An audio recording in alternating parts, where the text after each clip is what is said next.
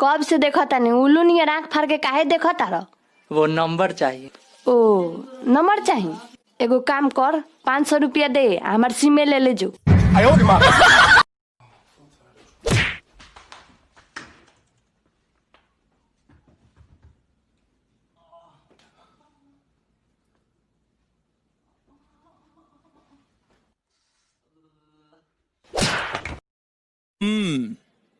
पीते हो?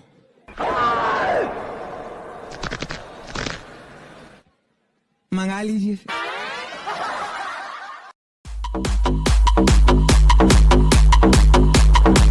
मेरे सपनों की रानी कब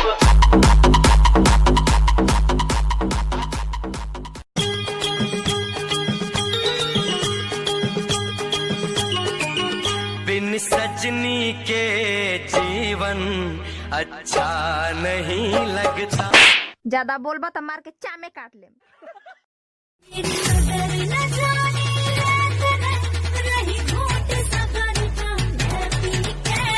लाला का दुपट्टा तोरा मौसी के तोरा मौसी के। हम अपनी जान के दुश्मन को अपनी जान कहते हैं।